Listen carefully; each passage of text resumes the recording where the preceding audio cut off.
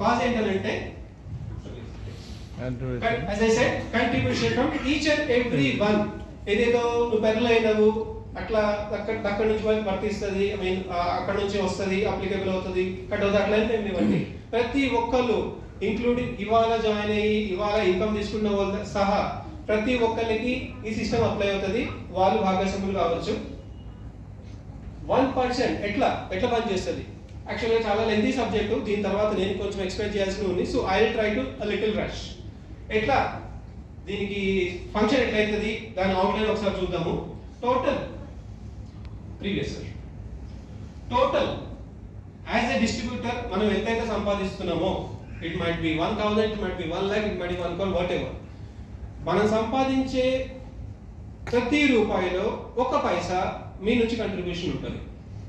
అర్థమైంది కదా? So please, ఇంత బాగానే ఉందయ్యా, 1% నేను ఇస్తే మరి నువ్వేం చేస్తావు?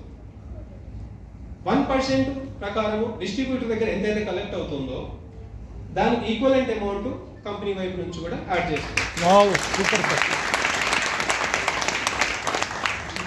ఏం చేస్తారు సార్ మరి? పైసలు అయితే ఓకే 1% చెప్పినా బాగానే ఉంది, నువ్వు రూపాయి ఇస్తున్నావు, నా దగ్గర రూపాయలు ఇస్తున్నావు, ఏం చేస్తాం దీనివల్ల?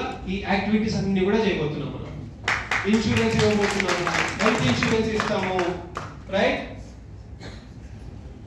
మీడియంస్ ఉంటాయి, ఎమర్జెన్సీ ఫండ్ అంటే it might be what could be, దానికి ఏమి స్పెసిఫిక్ లేదు. అన్ఎక్స్పెక్టెడ్ ఇష్యూస్ చాలా వస్తాయి, రైట్? మైట్ బి వాళ్ళ దగ్గర డబ్బులు ఉండొచ్చు, ఆన్ ది స్పాట్ అక్కడికక్కడ వాళ్ళు ప్రొక్యూర్ చేయలేకపోవచ్చు. సో అట్లాంటి సందర్భాల్లో అని కూడా చెప్పడానికి కష్టం వేస్తుంది to use those word, but you might people are smart, you can understand emergency అంటే వాట్ కైండ్ ఆఫ్. సో అట్లాంటి ఎమర్జెన్సీ పరిస్థితుల్లో మన ఎంబీటీ ఫ్యామిలీ ఉన్నది అని ఒక చిన్న భరోసా.